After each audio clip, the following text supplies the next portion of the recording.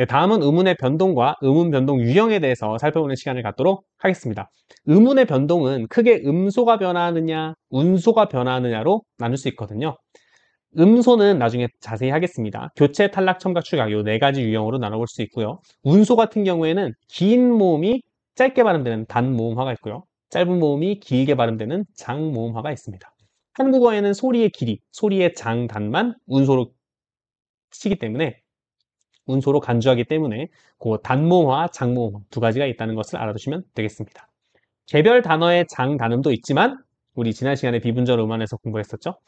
뒤에 뭐 모음으로 시작하는 어미가 오느냐, 뭐 피동접사, 사동접사가 오느냐, 아니면 몇째 음절에 오느냐 이런 것들이 영향을 줄 수 있다는 거 기억해 두시면 되겠습니다. 그다음 표기 방법인데 요거는 그냥 국어를 좋아하시는 분들을 위해서 제가 한번 적어봤습니다. 입력형이 출력형으로 바뀐다. when, 언제, 적용 환경에서 이렇게 됩니다. 그래서 A가 B로 바뀐다. when, 언제, C 뒤에서 이런 식으로. 그래서 CA가 CB로 바뀌면 A가 B로 바뀌었구나. 언제, C 뒤에서 이런 식으로 표기를 합니다. 그냥 재미로 알아두시라고 적어봤습니다.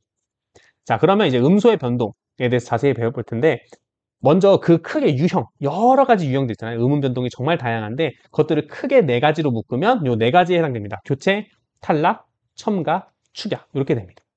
그래서 어떤 음운이 다른 음운으로 바뀌는 거는 교체가 되는 겁니다. 말 그대로 교체되는 거죠. 탈락은 둘 중에 하나가 떨어져 나가는 거고요. 첨가는 새로운 게 들어오는 거고요. 축약은 둘이 줄어서 새로운 하나로 줄어드는 겁니다. 축약. 이렇게 네 가지 현상이 있습니다. 교체, 탈락, 첨가, 축약 이렇게 돼 있고 요 교체, 탈락, 첨가, 축약이랑 조금 별개로 동화와 이화라는 개념이 있습니다. 비슷해지면 동화, 달라지면 이화입니다. 자, 그런데 요거를 이제 다르게 구분하기보다는 동화와 이화는 교체 안에 넣어서 생각해 주시는 게 좋습니다. 물론 이제 탈락을 통해서 이화가 되거나 뭐 이런 경우도 있긴 있거든요. 근데 어찌됐든 간에 동화, 이화가 변화한다 라는 그 말 자체에 화자가 있잖아요. 그래서 변화한다라는 의미에 초점을 둬서 교체라는 의문 변동 유형에 하위 항목으로 넣어놓고 개별 사례들은 그냥 개별 사례대로 이해하시는 게 훨씬 좋습니다. 아시겠죠? 그래서 동화와 이화가 교체 안에 들어있다 라고 생각해 주시면 편할 것 같습니다. 여러분 구조화하실 때. 자, 어쨌든 동화는 그럼 무엇이냐라고 하면 한 의문이 서로 닮아가는 것, 다른 의문에 닮아가는 거라서 발음의 편의성을 위한 겁니다. 발음이 너무 소리값이 너무 상이하면 혀나 입술 같은 게 많이 움직여야 돼서 피곤하거든요. 그래서 그 피곤함을 줄이고자 발음 비슷한 위치, 비슷한 조음 위치, 비슷한 조음 방법으로 다가오는 거죠. 신라라고 하면 발음하기 힘들지만 실라라고 하면 발음하기 편합니다. 그죠? 이화는 그거랑 반대입니다. 아니 발음이 비슷해져야지 왜 갑자기 발음이 달라지느냐라고 하면 듣는 사람이 비슷해서 너무 구분이 안 가니까 발음을 확실히 구별해 주려고 이화 현상이 일어납니다. 예를 들어서 보션이 버선이 된 건데 우리 씻는 버선 있죠? 기읍이라고 하는 입술 소리랑 오라고 하는 원순 모음의 그 소리의 성질이 비슷합니다. 그래서 입술 소리랑 원순 모음을 다르게 해서 입술 소리는 그대로지만 원순 모음을 평순 모음으로 바꾼 거죠. 그렇죠? 오가 이제 비원순, 평순으로 바뀌면서 발음이 조금 더 확실해진 겁니다. 듣는 사람에게. 그죠? 그래서 그런 것들을 이화, 비슷한 성질이 있었는데 달라졌다, 멀어졌다 라고 해서 이화라고 합니다.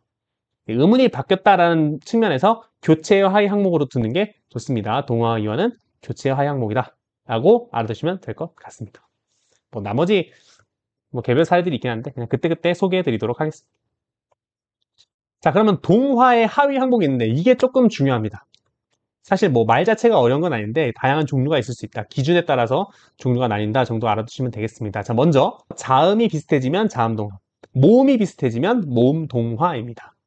자음동화의 예로는 실라를 제가 가지고 왔는데 아까 봤죠? 니은이 리을로 바뀌어서 니은 리을 이 리을 리을로 됐죠. 그죠? 아예 같아졌고요. 자음동화, 자음이 바뀌었죠. 모음동화는 손잡이가 뒤에 있는 이, 손잡이의 이가 아를 에로 가지고 왔습니다. 후설 모음이 이 때문에 전설 모음이 됐죠? 혹시 무슨 말인지 모르겠으면 모음표를 그려보시면 됩니다. 단모음표. 그래서 뒤에 오는 이가 아를, 후설 모음을 에로, 전설 모음으로 바꿨습니다. 그렇죠? 모음에 의한 모음 변동이죠. 그죠? 모음이 모음을 바꿨습니다.